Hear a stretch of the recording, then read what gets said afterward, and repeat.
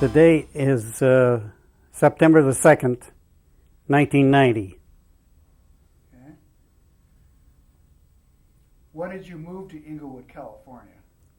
We moved to Inglewood from Santa Barbara in the early part of November 1942. And why did you move? I was transferred from Santa Barbara to the Inglewood store. Describe the house we rented. Well, the house we rented, which, by the way, we had a hard time finding because it was the early part of the war and housing was very scarce. But it was a Spanish-type house. It was white. It was quite small. Had a flat roof. But we were glad to get it. Who were our neighbors? Let me tell you about the inside of the house, too, before we get to the neighbors. Okay. The house had a small kitchen, a living room that was very small, too, 2 bedrooms, and a bath. The neighbors, we had neighbors on our left, as you face the house, was a couple by the name of Snediger. And on our right was an old couple. I don't recall their name. But the Snediger couple was very friendly to us. They kind of adopted us and enjoyed the kids. What did your kids play with? Oh, it was during the war, and there weren't any toys that could be purchased.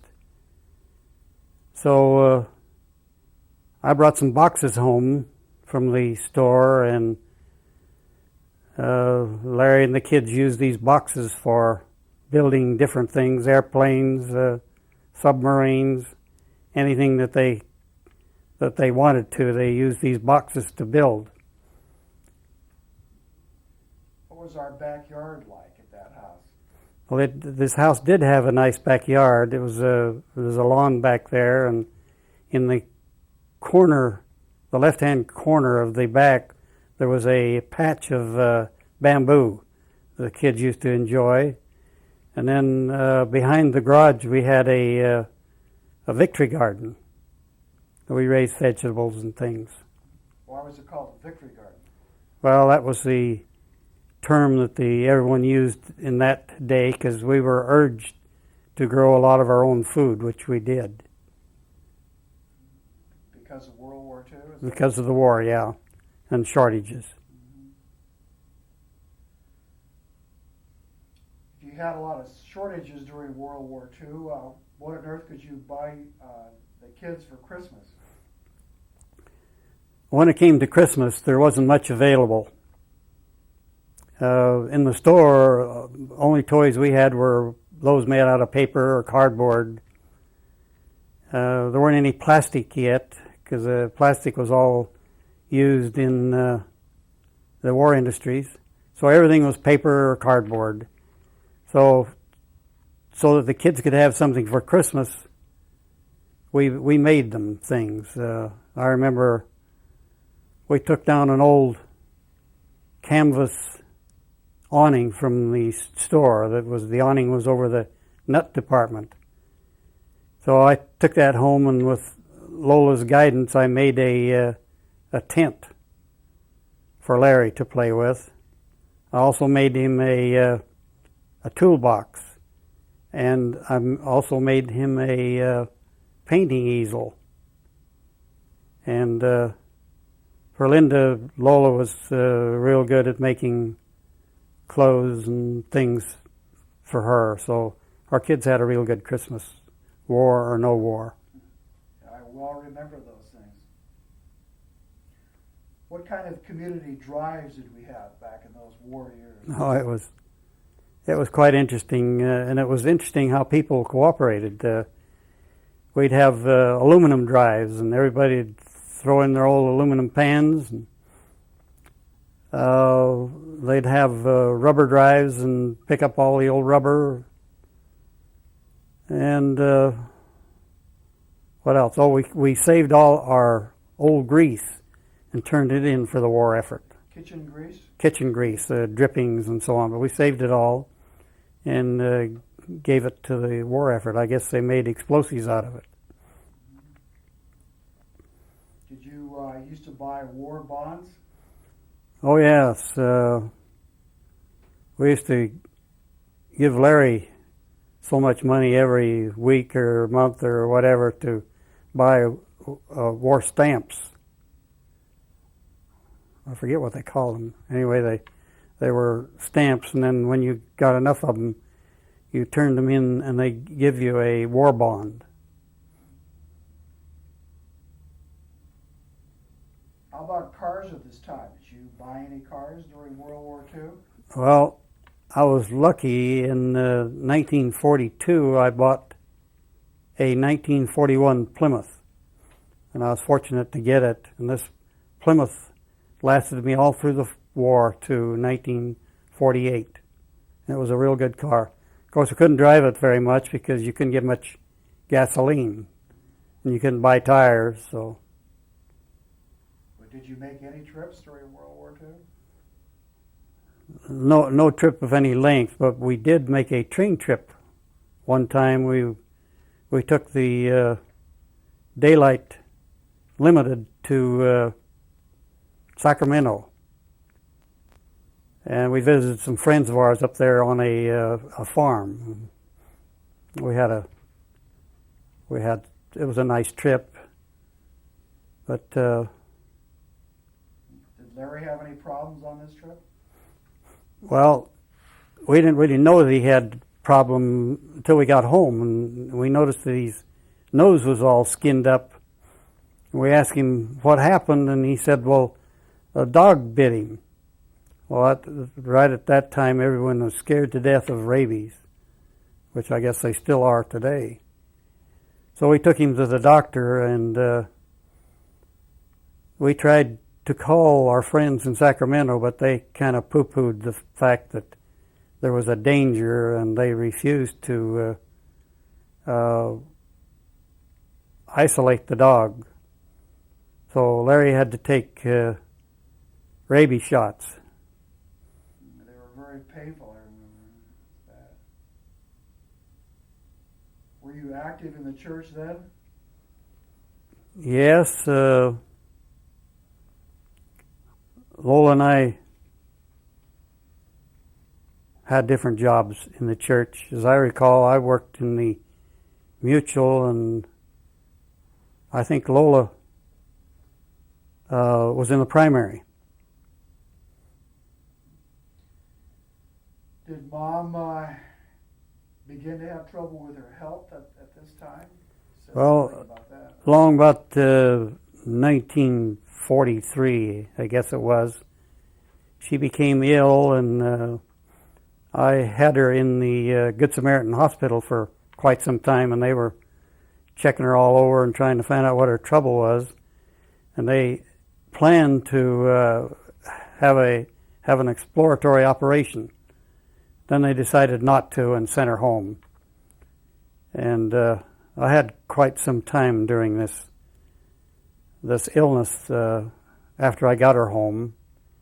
She was in bed most of the time, and many days I'd leave her propped up in bed with the telephone by her side on a stand, the kids running wild, and I couldn't get anyone to take care of her. The church kind of disappointed me in that time. They'd come to visit her and walk over the mess on the floor and try to diagnose her condition and then leave. But we didn't get any help. I had a problem with a sliver about that time, didn't I? Yeah. One time at school, I guess you were sliding down something and you came home with a big sliver in your bottom. And I remember taking you to the doctor, and we had the doctor and all of us there had to hold you down while he cut that sliver out.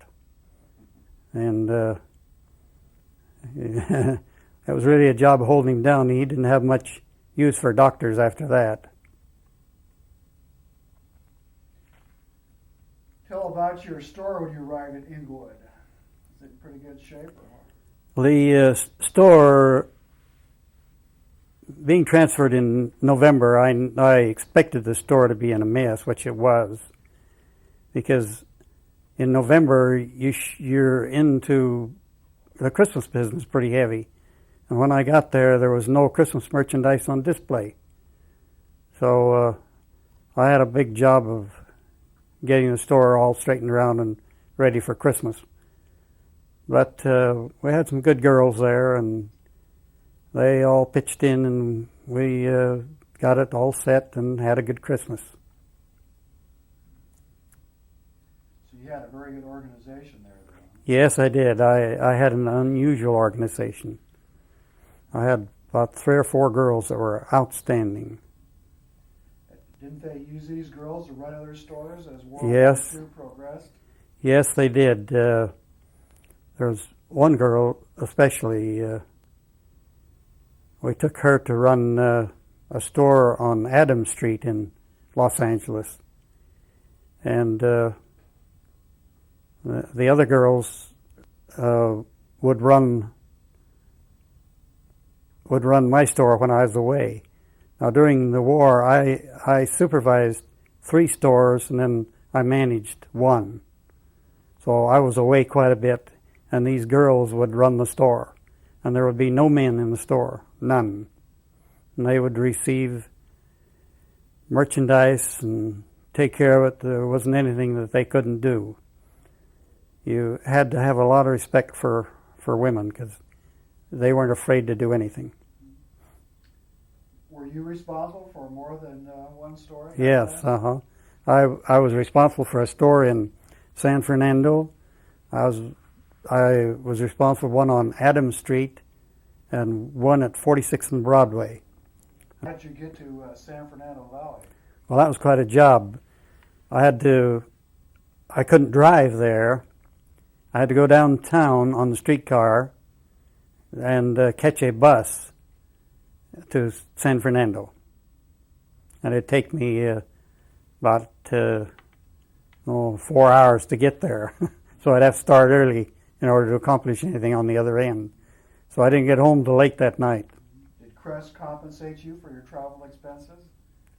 Yes, they paid for my travel expenses. I didn't get any more money, though, for my trouble. That was just part of the job.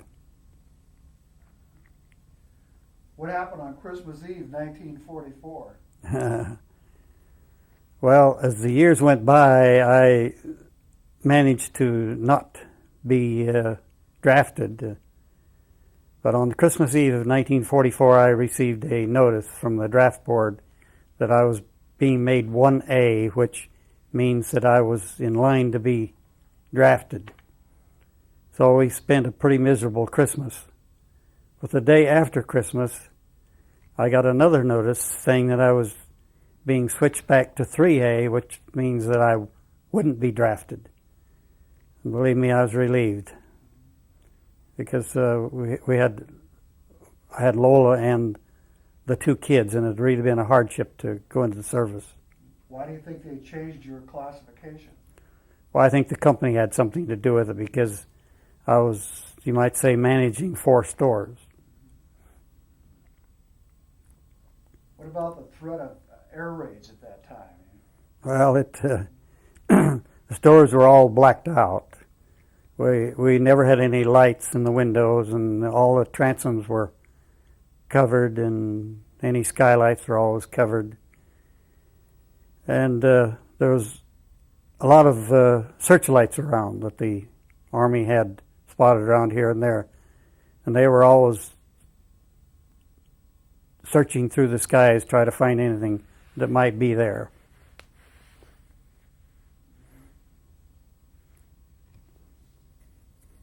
Can you tell what happened when the war came to an end? Oh, yes.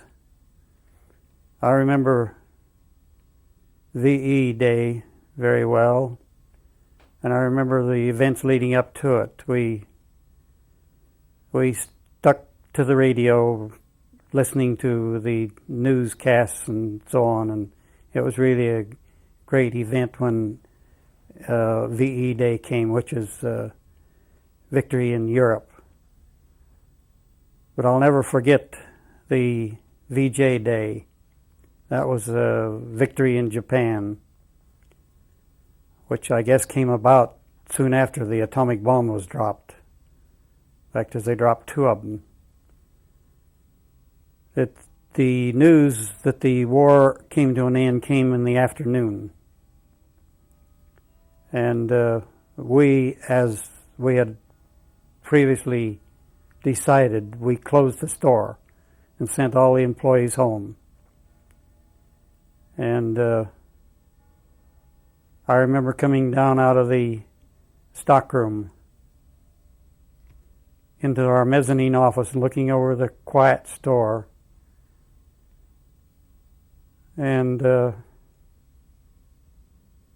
just trying to realize what had taken place. And I remember giving a prayer of thanksgiving. Then we went home.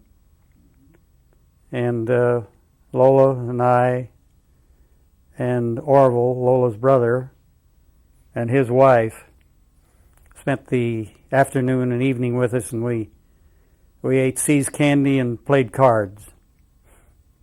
And we enjoyed it. Describe the first house we bought on Spruce Street. What was it like? Well, this was in 1946, I guess it was. It was right after the war. And we bought this house on Spruce Street, and it was fairly new. I remember we paid $7,900 for it.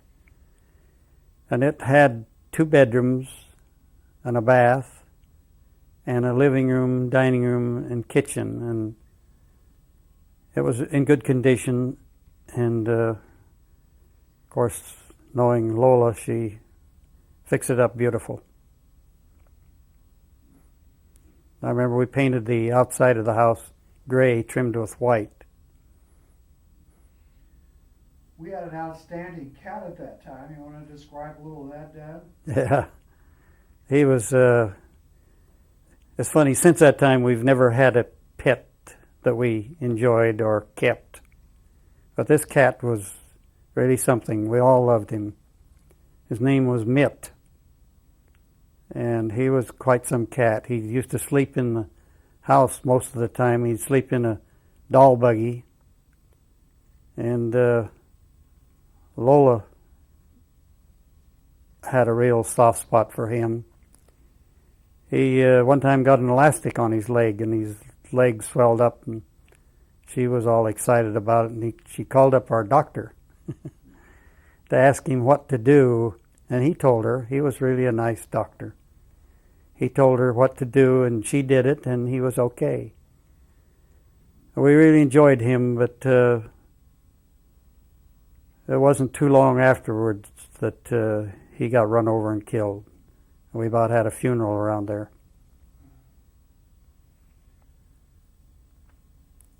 About this time, we started to be part of the so-called consumer economy, and we made a lot of purchases. You want to explain about some of those purchases we made? Well, on Spruce Street, we bought our first TV, and this is in 1947, and we thought we were real hot stuff. It was really a nice TV. It was only 10 inches, but that's about all I had in that day. I was watching a movie on TV the other day, and I remembered seeing that same movie at that time. But we also bought us a water softener and a automatic washer for clothes. We were really getting up in the world. Remember the bank of the washer? The Bendix. Tell about the door. That was pretty unique. the door opened up, of course, but inside there was a drum that went round and round. You could see the clothes revolving through the door. There was a glass in the door. Glass window? Yeah. What do we give the kids for Christmas at that time? Well,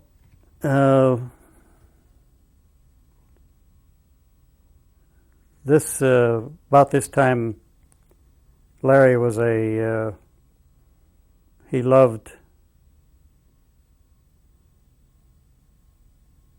stereo, and we got him a tape recorder. I remember this tape recorder. I think he taped every movie of showing the war. All I got was the sound part of it, though. Yeah, on the tape. But I don't know whether you ever did anything with it. But I think you taped every one of. There was a certain show that you followed, and you taped every one of them, and you enjoyed that. And I'm trying to think. What about trains? You loved trains, so about every Christmas we bought you train accessories, and so until you had a real train layout. They were Lionel trains, but you really had fun with those. About Linda, what did she get for Christmas? Oh, she always got dolls. Her mother loved dolls, so Linda loved dolls. And I remember one Christmas, Lola bought her can't think of the name of it. Noma? Noma doll. And it was a doll that talked. We got the doll out one evening to show to somebody, and it started to talk. And we had to run out of the house with it because we were afraid Linda would wake up. Anyway, she always loved dolls, and she does to this day. So did Lola. Linda was involved in quite a few dancing activities at this time, wasn't she? Yes, she loved to dance, and Lola loved to have her dance, and she made beautiful costumes for her and followed all her activities. And the two of them together had a real good time. We have slides of her in these dance costumes and different poses. We used to go to a few of the theme parks that were in existence at that time. I think Knott's Berry Farm was at that time. Yes. Tell about that.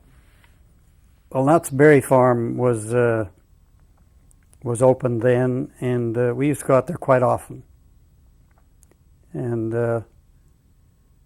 back in that day, they didn't charge you anything to go into the Knott's Berry Farm, but you had to pay to go into the little different attractions that they had. And even today, there are some of those attractions still there. They were famous for their chicken dinners. Oh, yeah. I remember going out to those chicken dinners. I guess that's been going on for a long time. Did you ever go into this restaurant called Clifton's in downtown Los Angeles that had palm trees and waterfalls? Yes, quite often. We used to go there quite often. It was a favorite place when we get downtown Los Angeles. It was a cafeteria. Oh, it was a cafeteria? Mm-hmm. But the food was sure good. That's not there anymore, is it? Not, I don't know, but I think it is. You were called on a stake mission about this time. You want to describe that? Well, this is when we lived on, we still lived in Inglewood, but we had moved to 94th Street in a bigger house.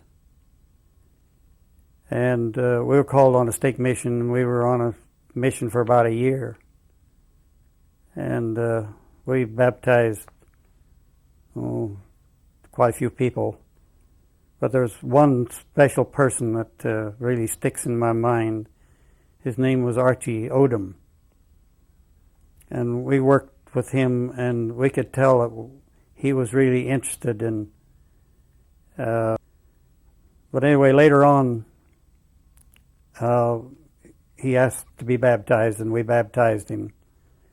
And soon after that, I was transferred, and I never saw him again for several years. And it was in about 1962, which was about 10 years later, I was standing in a line for some reason to buy something in Sears in Salt Lake City.